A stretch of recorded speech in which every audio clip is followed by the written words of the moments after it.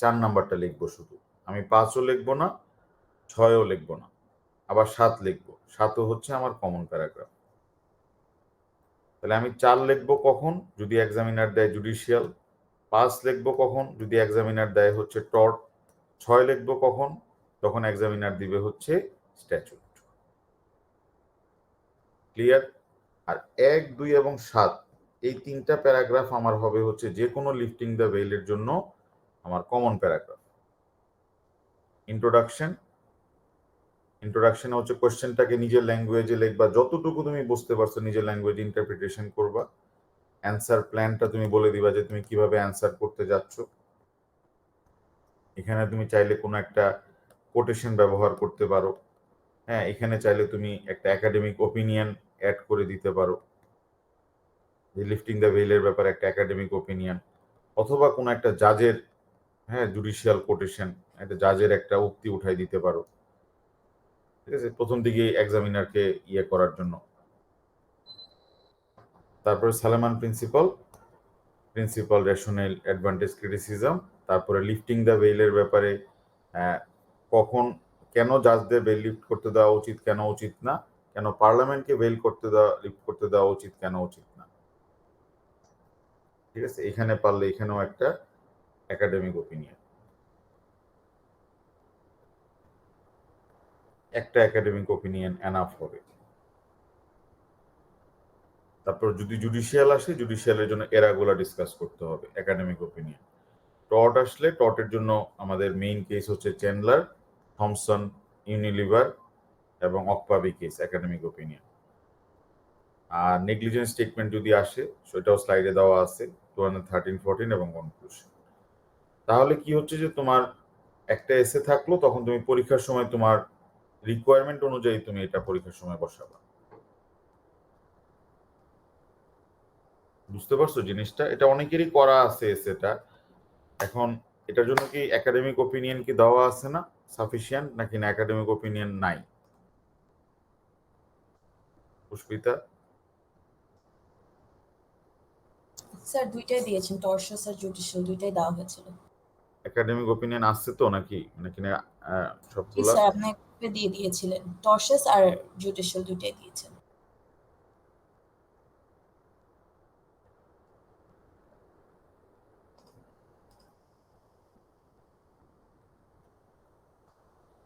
এখন এই এসেটাই অনেকে ভেঙে ভেঙে করে আর কি। এটাও খারাপ না, অনেকে জুডিশিয়ালের জন্য আলাদা করে করে, অনেকে তোমার টর্টের জন্য আলাদা করে একটা করে রাখে।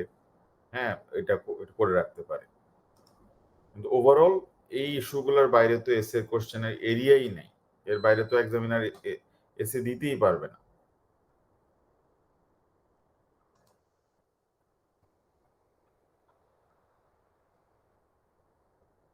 ক্লিয়ার হয়েছে জিনিসটা? তাহলে জি sir, thank you sir.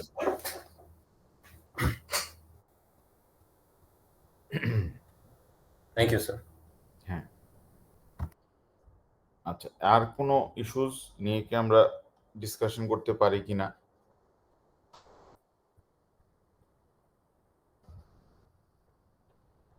Sir LTV নাকি অন্য চ্যাপ্টারে? না, অন্য কোনো চ্যাপ্টারের কোনো ইস্যু? স্যার আমার একটা এই সিমিলার এই অ্যাঙ্গেল রিলেটেড স্যার, আসলে একটু ইস্যু স্যার, কর্পোরেট গভর্নেন্স নিয়েও স্যার। ওখানে হ্যাঁ, স্যার আপনার স্যাম্পল অ্যান্সার অনুযায়ী স্যার এই 4টা অ্যাঙ্গেল কিভাবে কি করবো এভাবে যদি একটু স্যার আমাকে একটু বেটার একটু ডিরেকশন দিতেন স্যার। এটা তো মেহজাবিনও কোশ্চেন করছিল মনে হয়, এইটা যেটা সেকশন 172 এর একটা ইস্যু নিয়ে। সেকশন 172 এর ক্ষেত্রে এই জিনিসটা যেটা স্যার আমার হচ্ছে কোয়েশ্চেনটা হচ্ছে স্যার 172 আর শেয়ার হোল্ডার্স চেক প্রাইমেসি নিয়ে স্যার। ওখানে স্যার কিছু কিছু কোয়েশ্চেনে দেখছি যে 174ও আসছে, তো ওটা কি সিমিলার সেম অ্যাঙ্গেলটাই হবে নাকি ডিফারেন্ট কোনো ইনফরমেশন অ্যাড করতে হবে স্যার? না, তো মানে 172 এখন বেসিক্যালি যে জিনিসটা,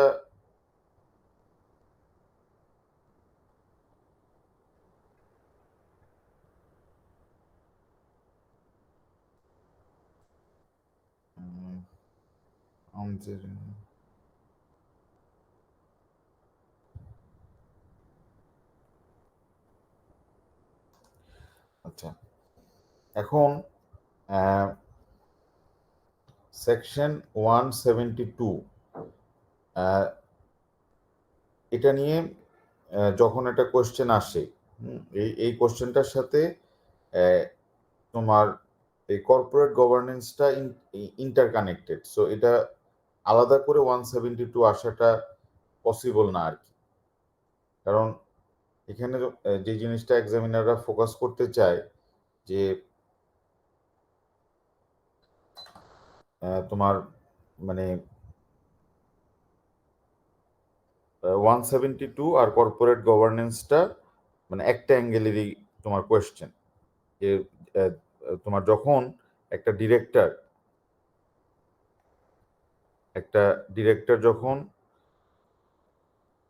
তার একটা ডিউটি ফুলফিল করতে যাবে, তার মানে সে যখন কোনো একটা পলিসি মেক করবে অথবা কোনো একটা ডিসিশন মেক করবে, তার পলিসি অথবা ডিসিশনটা এরকম হতে হবে যে which will promote the success of the company, which will promote success of the company. ঠিক আছে, যে এটা কোম্পানির সাকসেসটাকে এনশিওর করবে। তো এখন যখন সে এই সাকসেসটাকে তোমার এনশিওর করতে যাবে, তো তাকে কোন কোন ফ্যাক্টরসগুলা কনসিডার করতে হবে, এটা সেকশন 172 সাবসেকশন 1-এর এ থেকে এফ পর্যন্ত বলা আছে ফ্যাক্টরসগুলা কি কি। মোরওভার 172 সাবসেকশন 2-তে বলতেছে যে আদার ফ্যাক্টরসও চাইলে সে কনসিডার করতে পারবে। 172 সাবসেকশন 3-তে বলতেছে যে ক্রেডিটরদের ইন্টারেস্টও তাকে প্রোটেক্ট করতে হবে যখন কোম্পানি ইনসলভেন্ট হয়ে যাবে। এবং এই সেকশন 172 এর টেস্টটা হচ্ছে গিয়ে সাবজেক্টিভ টেস্ট। কোর্ট এখানে বসাবে না কখনোই যে এই ডিরেক্টরের জায়গায় একটা রিজনেবল ডিরেক্টর থাকলে কি করত, what a reasonable director would have decided, এটা কোর্ট কখনোই করবে না। কোর্ট কখনোই একটা রিজনেবল ডিরেক্টরকে এখানে বসাবে না। তার মানে ডিরেক্টরের সাবজেক্টিভ ভিউটা এখানে দেখা হবে, টেস্টটা সাবজেক্টিভ। তাহলে এটার উপরে আমাদেরকে 4 থেকে 5টা কেস দিতে হবে।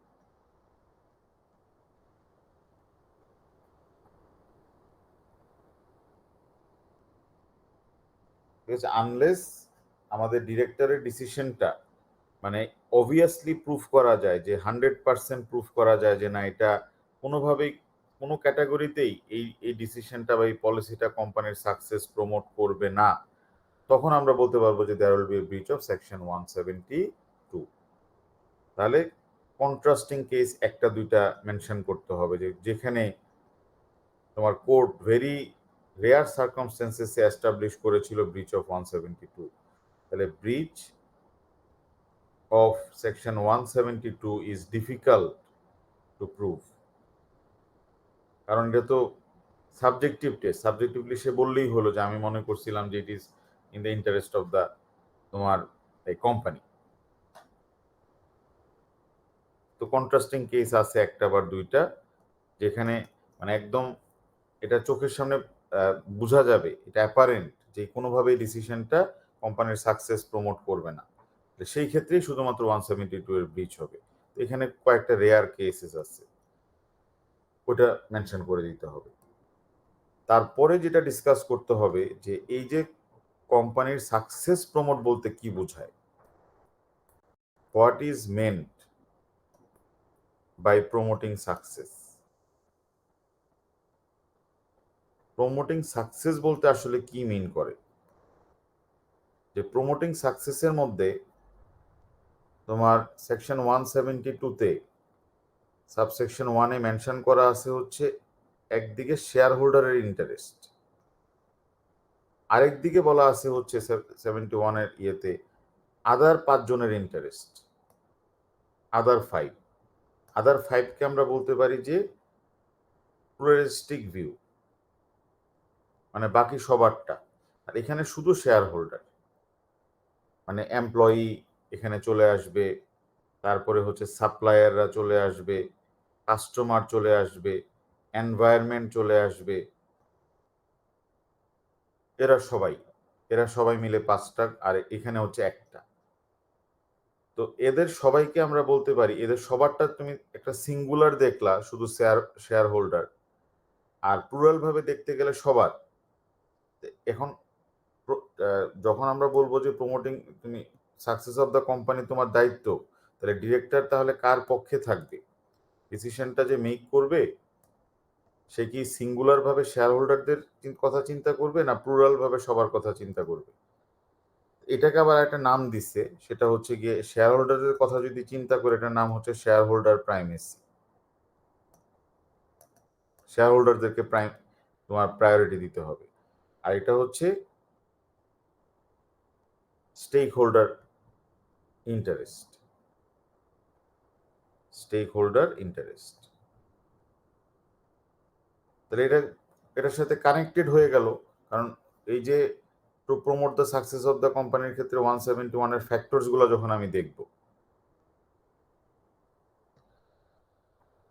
ঠিক আছে, shareholder primacy versus stakeholders interest, তাহলে কোনটা এখন আসবে? তাহলে এটাকে আমাকে ডিফাইন করতে হবে, what is share holder primacy, what is, এটার অ্যাডভান্টেজ কি, এটার ক্রিটিসিজমস গুলা কি কি যদি শেয়ার হোল্ডারকে প্রায়োরিটি দেওয়া হয়, এবং এই ব্যাপারে একাডেমিক ওপিনিয়ন কি।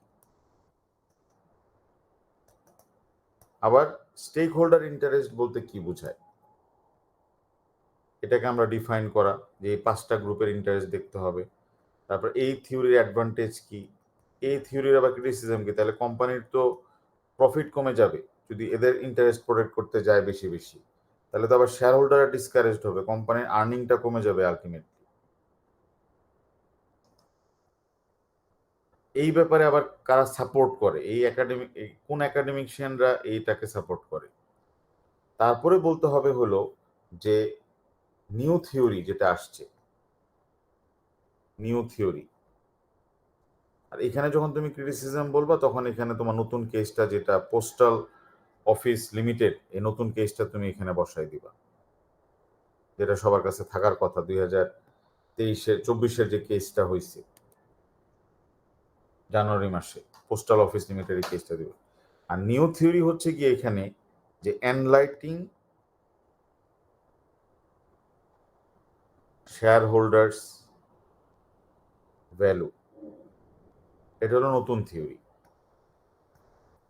এরা যেটা বলতে চাচ্ছে সেটা হচ্ছে যে আমরা দুজনেরটাকে ব্যালেন্স করব, শেয়ার হোল্ডারেরটাও দেখবো, স্টেক হোল্ডারেরটাও দেখবো, কোনো পক্ষেই যাওয়া যাবে না, না শুধু স্টেক হোল্ডারেরটা দেখা হবে প্লুরালিস্টিক ভিউ, না হবে হচ্ছে শেয়ার হোল্ডার্স প্রাইমেসি, দুইটাকেই ব্যালেন্স করতে হবে। তাহলে এই থিওরির তোমার ডেফিনেশন, এটার আবার হচ্ছে অ্যাডভান্টেজেস, এটার আবার হচ্ছে ক্রিটিসিজম, এবং এটার ব্যাপারে হচ্ছে একাডেমিক ভিউ।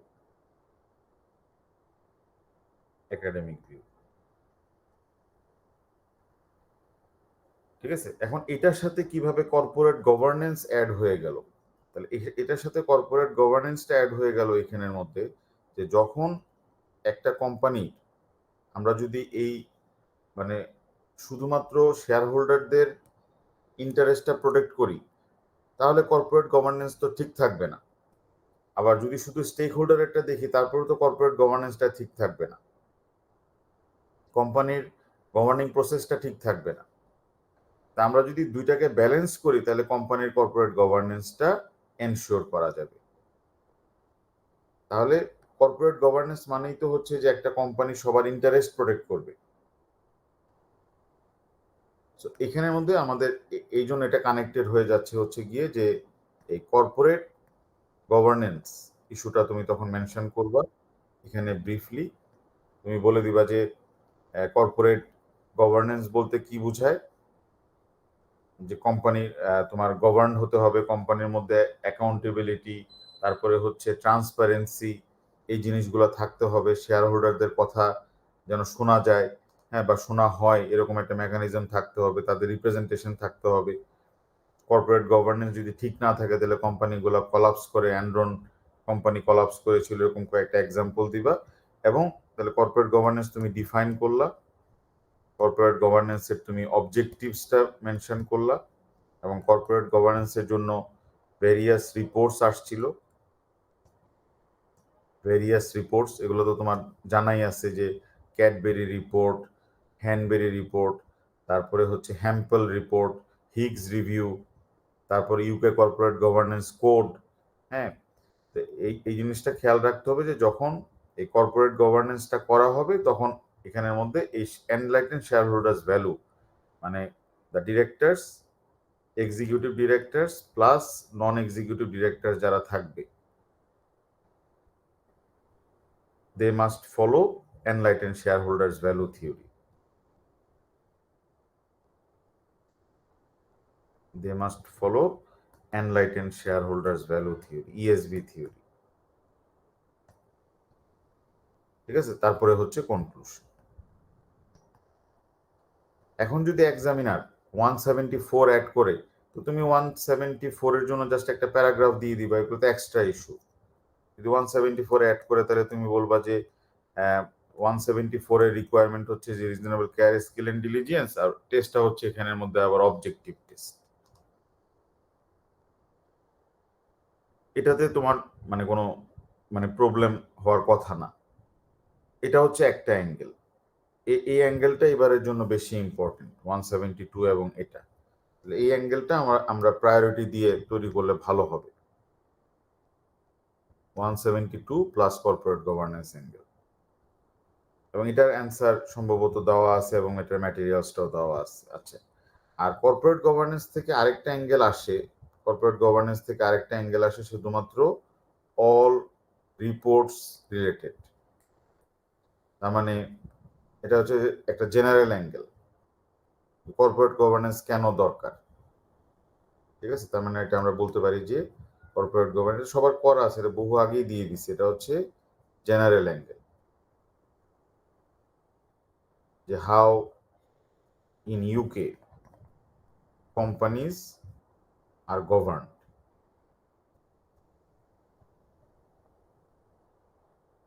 এটা একটা জেনারেল অ্যাঙ্গেলের কোয়েশ্চেন। আরেকটা আসে হচ্ছে যে রিমুনারেশনের অ্যাঙ্গেল, যে কর্পোরেট গভর্নেন্সের ক্ষেত্রে সবচেয়ে বড় উইকনেস যেটা দেখা যায় যে ডিরেক্টররা অনেক টাকা বেশি বেতন নিয়ে যায়, এই জন্য শেয়ার হোল্ডারদের কাছে আর ওই কোম্পানির যে ডিভিডেন্ড এগুলো আর যায় না, সব টাকা তারা বেতন হিসেবেই নিয়ে যায়। তো কিভাবে কর্পোরেট গভর্নেন্সের মাধ্যমে এটা নিয়ন্ত্রণ করা হয়েছে, আগে কি করতো ডিরেক্টররা আর এখন বর্তমানে বিভিন্ন মেকানিজমে কিভাবে রিমুনারেশনের জিনিসটাকে নিয়ন্ত্রণ করা হয়। আর একটা অ্যাঙ্গেল হচ্ছে কেন নন এক্সিকিউটিভ ডিরেক্টর ইন্ট্রোডিউস করা হলো, তাদের অ্যাডভান্টেজ কি, ক্রিটিসিজমস কি। এটা হলো একটা general angle, remuneration angle, NAD angle.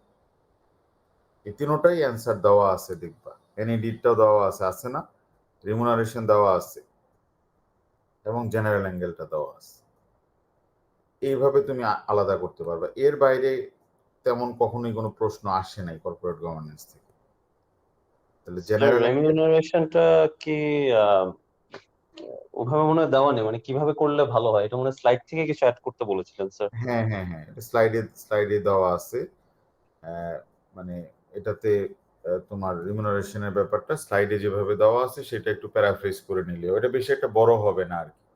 যে বিফোর মানে introduction of corporate governance code তারা কিভাবে রিমুনারেশনটা নিত, আর বর্তমানে তো রিমুনারেশনের সব রিপোর্ট যা টাকা পয়সা তারা বেতন হবে, শেয়ার হোল্ডারদের অ্যাপ্রুভাল লাগবে। শেয়ার হোল্ডারদের অ্যাপ্রুভাল ছাড়া রিমুনারেশন তারা নিতেই পারবে না। সো এই মেকানিজমস গুলো ওইখানের মধ্যে বলে দেওয়া আছে। আর এনইডি নিয়ে তো একটা ফুল অ্যান্সারই দেওয়া আছে, এবং এনইডি স্লাইডটা মানে খুবই ভালো করে লেখা, এভরিথিং। তো এসেটা ফলো করলেও হবে, অথবা এটা মডিফাই করা যায় স্লাইডটাকে দেখে। কিন্তু মোস্ট ইম্পর্টেন্ট হচ্ছে এবার এই অ্যাঙ্গেলটা, এটা আমি দিয়ে দিচ্ছি। প্লুরালিজমের যে এটা আছে সেটা আছে, ওখানে যে তিনটা থিওরি, কনসেশন, তারপর হচ্ছে এগুলাও কি মেনশন করব না? হ্যাঁ হ্যাঁ, এগুলো তো মেনশন করবাই, এগুলোই তো মেইন। এগুলো তো এই জন্য আমি কি লিখতেছি বারবার, একাডেমিক ওপিনিয়ন মানে কি, একাডেমিক ওপিনিয়ন মানে তো ওইগুলাই, এগুলো তো খুবই গুরুত্বপূর্ণ, এগুলো ছাড়া তো নাম্বার আসবে না, ওই ওপিনিয়ন গুলো তুলে দিতে হবে। এটা ভালো করে করো, এটা মনে হয় এবার ধরো যে আসবে। আর ওগুলো থাকুক হচ্ছে তোমার সাইড মানে নোট হিসেবে এগুলো তুমি ছোট ছোট করে করে রাখো, যে এই NAD, remuneration, general angle, just paraphrase করে করে রাখো। হ্যাঁ, 1000 ওয়ার্ড 800 ওয়ার্ডের মধ্যে করে রাখো, বাট ওইটাকে একটু ভালো করে করো, ওইটার এনাফ ইনফরমেশন আমাদের আছে।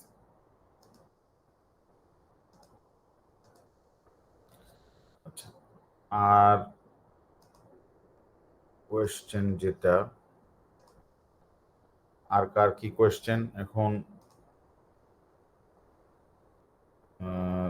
ব্রেকডাউন অফ ডাইরেক্টর ডিসকোয়ালিফিকেশন, এটা তো আর কি আলোচনা করব।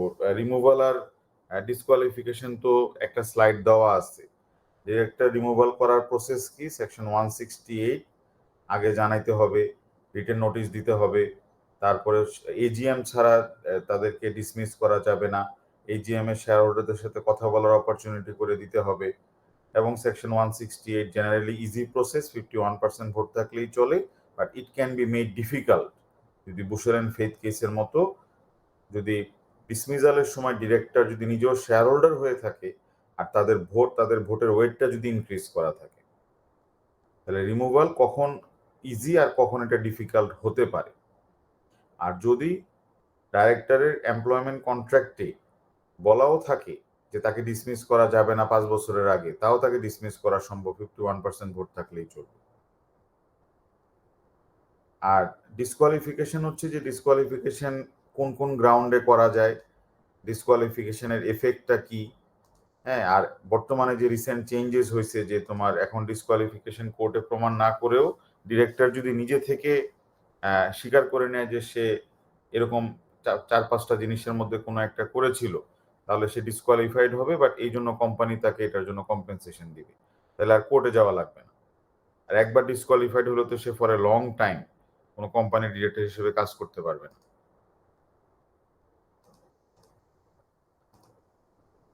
এটাতে মানে কোন জায়গায় প্রবলেম?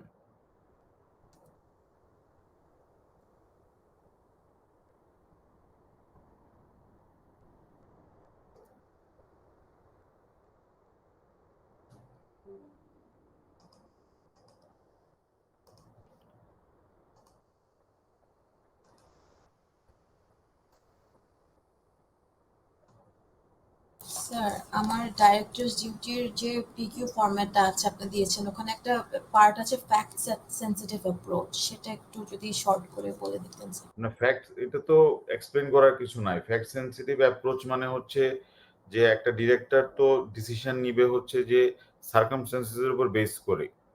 এক এক সময় এক এক ধরনের সিচুয়েশন থাকবে।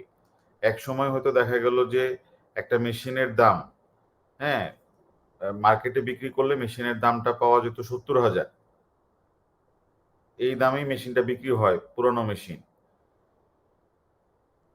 কিন্তু ডলারের দাম পড়ে যাওয়ার কারণে, পাউন্ডের দাম পড়ে যাওয়ার কারণে, ইকোনমিক ক্রাইসিসের কারণে এখন ওই মেশিনটাই বিক্রি করতে হচ্ছে 40,000 পাউন্ডে। এখন কি আমরা তাকে 174 এর ব্রিচে ধরতে পারবো কিনা? কোম্পানির জন্য আর্জেন্ট টাকার দরকার। যদি আর্জেন্ট টাকার দরকার না হইতো, ডলার পাউন্ডের দাম না কমে যাইতো, তাহলে আমরা বলতে পারতাম যে তুমি কেন বিক্রি করছো ভাই 30,000 পাউন্ড কমে 174 এর ব্রিচ, এটা হলো ফ্যাক্ট। আর যদি এখনই আর্জেন্ট টাকার দরকার, কোম্পানির বেতন দিতে হবে এমপ্লয়ীদেরকে, কোম্পানির কোনো একটা জায়গায় আগুন ধরে গেছে, রিপেয়ার লাগবে, এখন আমি বসে থাকবো যে 30,000 পাউন্ড কবে বাড়বে? এটা তো ফ্যাক্ট সেনসিটিভ সিচুয়েশন। এটাই তো এটা বুঝার তো কিছু সমস্যা হওয়ার কথা না। তার মানে 174 এর ব্রিচ হবে কিনা, ডিরেক্টর ডিউটিজ এর কোনো একটা সেকশনের ব্রিচ হবে কিনা, এটা ডিপেন্ড করবে ফ্যাক্টের উপরে। যে দামি মেশিন কম দামে বিক্রি করলে আমার সেকশন 174 ব্রিচ হতে পারে, নাও হতে পারে। এটা ডিপেন্ড করবে ঘটনাটা কিরকম ছিল, কেন সে 30,000 পাউন্ড কমে বিক্রি করছে। 30,000 পাউন্ড কমে কি তোমার কোনো ইমার্জেন্সি ছিল না, বিক্রি করে দিছে কম দামে, তাহলে ব্রিচ অফ 174। কিন্তু অপশন ছিল না কোনো, ওই সময় তোমার এই তোমার কোম্পানির জন্য সেফটি মেকানিজম এনশিওর করতে হবে, তখন আমি আর্জেন্ট সেল করে দিচ্ছি, তাহলে there will be no breach of section 174। তো সেম জিনিসটা অ্যাপ্লাই করবে সেকশন মানে 172, তারপর 171, সবকিছুর জন্য এটা হচ্ছে fact sensitive, case to case এটা ভ্যারি করবে, বিশেষ করে 174 ফ্যাক্ট সেনসিটিভ। ঠিক আছে? 177ও হতে পারে ফ্যাক্ট সেন্সিটিভ। ট্রানজাকশন যখন হয়ে গেছে ভাই, আমি তো তখন দেশের বাইরে ছিলাম, আমি তো জানতাম না। যখন এসে জানতে পারছি ট্রানজাকশন হয়ে গেছে, সেলফ ডিলিং হয়ে গেছে, আমি সাথে সাথে জানাই ফেলছি। আর আমি মনে করছি যে ওনারা তো সবাই জানে যে ফার্নিচারগুলো কিনা হচ্ছে আমার শোরুম থেকেই। তা আমি এখন কেন আবার সবাইকে, আমার ডিরেক্টর হলো 4 জন, বাকি সবাই জানে, এই জন্য আমি জানাই নেই বাকিদেরকে। Fact sensitive. যদি এখন উনি যে ফার্নিচার দোকানটা গোপনে করে রাখছে ওনার ব্রাদার ইন ল এর নামে, এটা যদি অন্যরা না জানে, তাহলে তো ওনাকে জানাইতেই হবে সবাইকে। তাহলে 177-এ কখন আমাকে সবাইকে ইনফর্ম করতে হবে অন্যান্য ডিরেক্টরকে যে এই ট্রানজাকশন আমার ইন্টারেস্ট আছে, ইট ডিপেন্ডস অন ফ্যাক্ট। এটাকে বলা হচ্ছে যে ইট ইজ ফ্যাক্ট সেন্সিটিভ। এটা নতুন কিছু বিষয় না, ফ্যাক্ট সেন্সিটিভ ইস্যুটা।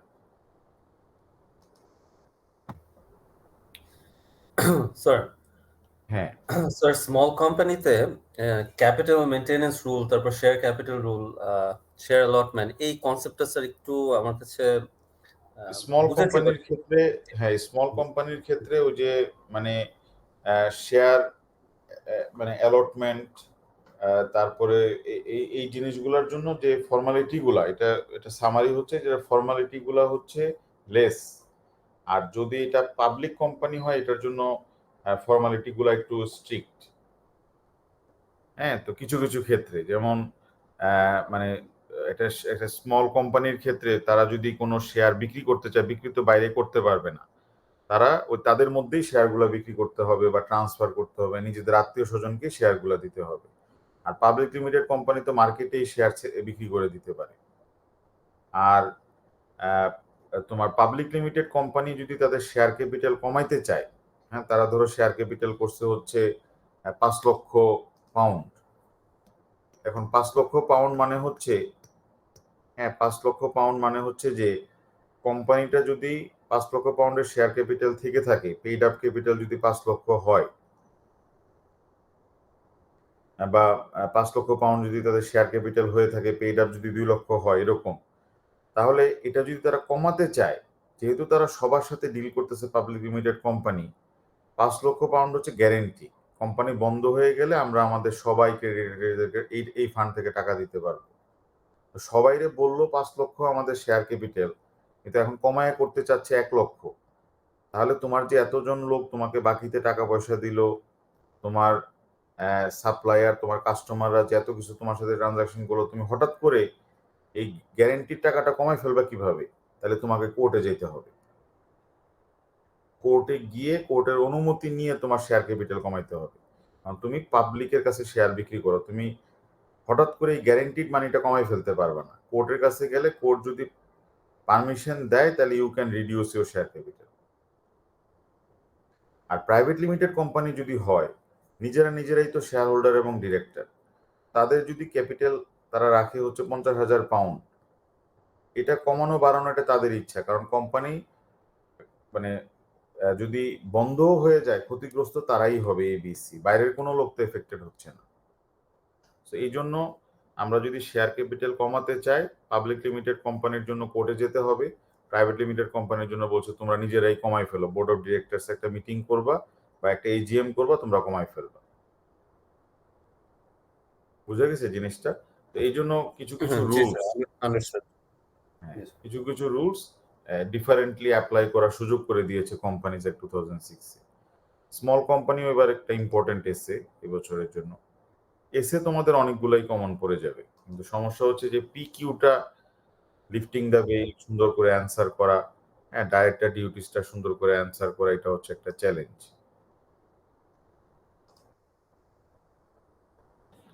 আচ্ছা, আনজেরিনের প্রশ্ন যেটা, যেটা সিমিলারলি রাদোয়ার প্রশ্ন, যে article association or mixed with ultraviolet, বুঝার বুঝার কিওয়ার্ডস হচ্ছে আলট্রাভায়োলেটসের কোশ্চেনে, মানে মানে আর্টিকেল অফ অ্যাসোসিয়েশনের প্রশ্ন বুঝার তোমার একটা ইজি মেথড হলো, এখানে তোমার দেখবা যে একটা রেগুলেশন দেওয়া থাকবে, বলা থাকবে রেগুলেশন তোমার 29 বা রেগুলেশন 56, হ্যাঁ এইটা পরিবর্তন করার কথা বলা থাকবে, এটা পরিবর্তন কিভাবে করা যাবে। তারপরে হচ্ছে ডিরেক্টর একটা কথা বলতেছে, শেয়ার হোল্ডার একটা কথা বলতেছে, কারটা প্রিভেল করবে। তারপর শেয়ার হোল্ডার একটা মিটিং করতে যাচ্ছে, ডিরেক্টররা করতে দিতেছে না। হ্যাঁ, তারপরে হচ্ছে গিয়ে একজন পার্সন যে নিজের শেয়ার হোল্ডার অথবা নিজের শেয়ার হোল্ডার প্লাস ডিরেক্টর, সে কোম্পানির একটা আলট্রা ভাইরাস ট্রানজাকশন করতেছে। এই ধরনের মানে যে কোনো একটা কোশ্চেনে যেখানে একটা রেগুলেশন দেওয়া থাকবে, আর্টিকেল অ্যাসোসিয়েশনের রেগুলেশন, এটার তোমার অ্যামেন্ডমেন্ট, এটার মানে রিমুভ, এটাকে তারা বাতিল করতে চায়। হ্যাঁ, এই এই জিনিসগুলো বলা থাকবে। বুঝতে পারছো কোশ্চেনটা? যে আর্টিকেল অ্যাসোসিয়েশনের প্রত্যেকটা প্রশ্নে তোমার এরকম একটা হিন্টস দেওয়া থাকবে যে একটা আর্টিকেল অ্যাসোসিয়েশন তারা চেঞ্জ করতে চাচ্ছে, এটাতে চেঞ্জ করার প্রক্রিয়া কি, তখন 75% ভোট মানে 3/4 ভোট লাগবে। তারপরে বলা থাকবে যে একটা রেগুলেশনে বলে দেওয়া আছে যে ডিরেক্টর তোমার রিমুভ করা যাবে না, রিমুভ করতে গেলে তার ভোট হয়ে যাবে হচ্ছে প্রতিটা শেয়ারের জন্য 3টা ভোটের সমান, এরকম বলা থাকবে। বুঝতে পারছো? এইটা হচ্ছে হিন্টস। তো তোমরা ধরো যে মানে একটা কোয়েশ্চেন যদি আল্লাহর মধ্যে লিফটিং দ্য ভেল করা যায় আর একটা ডায়েটের ডিউটিস করা যায়, আর যদি ইন কেস কোনোটার মধ্যে একটু ডিফিকাল্টি থাকে তাহলে এ ওয়ে তোমরা পারার কথা, যেহেতু এটা মিক্সড ইস্যু নিয়ে আমরা স্লাইড করা আছে। আর এমন না যে তোমাকে মানে প্রত্যেকটা ইস্যুই লিখতে হবে। আর্টিকেল অ্যাসোসিয়েশনের কোয়েশ্চেনে হয়তো 5টা ইস্যু থাকবে বা 6টা ইস্যু থাকবে, তুমি 4টা ইস্যু লিখে দিয়ে আসো। স্লাইডের মধ্যে তো লটা সম্পূর্ণ লেখা আছে। যে শেয়ার হোল্ডাররা মিটিং কল করতে চায়, ডিরেক্টররা চাচ্ছে না, তুমি লিখে দিবা সেকশন 303। আবার চাইলে কোর্ট তোমার মিটিং করার জন্য বাধ্য করতে পারে, সেকশন 306। তারপরে আর্টিকেল চেঞ্জ করতে গেলে সেকশন 21, 22। কখন চেঞ্জ করা যাবে? 3টা ক্ষেত্রে চেঞ্জ করতে দিবে না।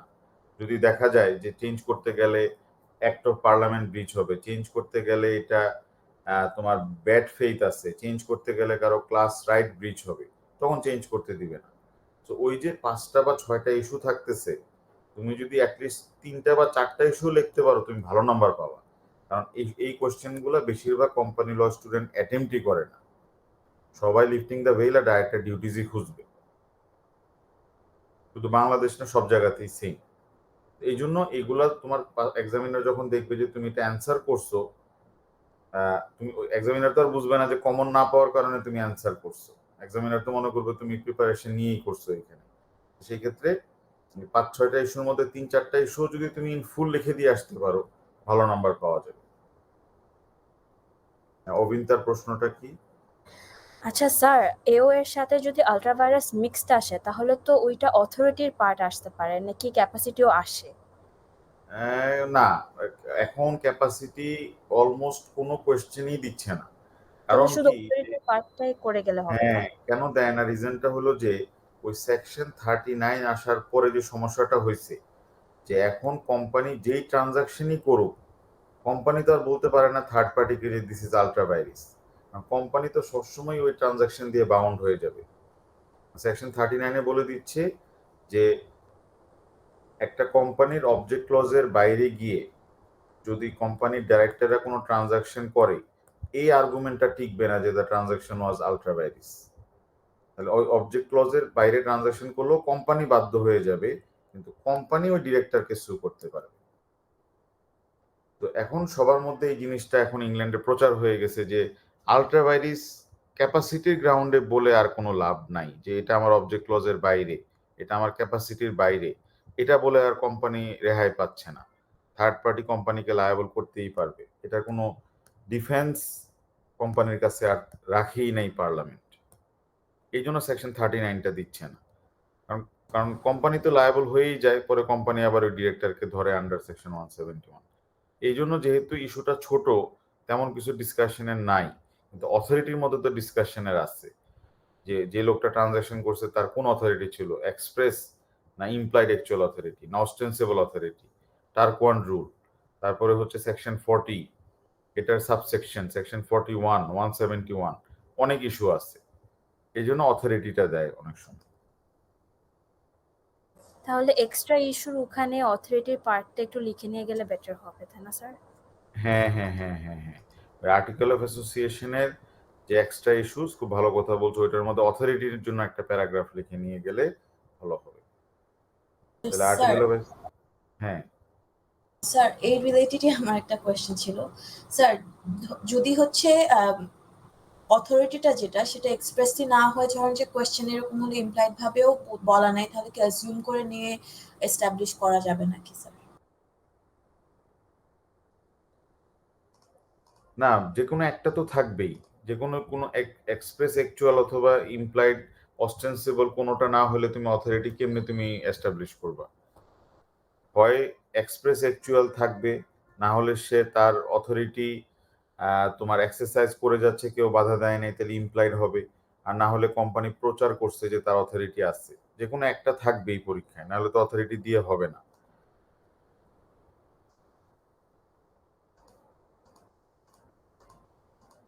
আচ্ছা, তাহলে যেটা অবিন্তা বলল যে এখানে আমাদের যে ইস্যুগুলো আছে, ওই আল্ট্রাভাইরাসের ইস্যুর মধ্যে 7টা ইস্যু আমরা লিখছিলাম এক্সট্রা ইস্যু হিসেবে, এটার মধ্যে তুমি আরেকটা ইস্যু অ্যাড করে নিবা 8 নাম্বার হিসেবে, অথরিটি ইস্যু। তাহলে যদি অথরিটির ইস্যুটা আসেও তাহলে তোমার এটা অ্যান্সার করা যাবে, জাস্ট অ্যাড অ্যানাদার ইস্যু, তাহলেই হয়ে যাবে এখানে।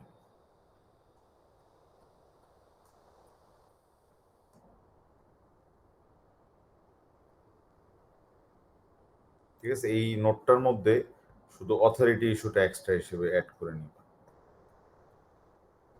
আর কোনো প্রশ্ন? ইস্যু স্যার 10 হবে আমাদের না? কোয়েশ্চেন পেপার তো মনে হয় স্যার 4টা সলভ করা হয়েছে স্যার। স্যার ওইগুলোর একটু এক্সামিনার্স রিপোর্টটা কি স্যার দেওয়া যাবে কাইন্ডলি? এটা তো ভিএলইতেই আছে। ও ভিএলই তে আছে, সরি স্যার আমি আসলে, হ্যাঁ, ভিএলইতে এক্সামিনার্স Sorry. রিপোর্ট আছে। জি থ্যাংক ইউ স্যার। ঠিক আছে, আচ্ছা, তারপরেও অন্য কোনো ইস্যু থাকলে এটা গ্রুপে দিও, তাহলে আমি এগুলা দেখি সর্ট আউট করে ফেলবো আমরা। আমাদের তো শুধু কালকের দিনটাই আছে, পরশু দিন তো পরীক্ষা। ঠিক আছে, আল্লাহ ভরসা। Thank you sir. আচ্ছা।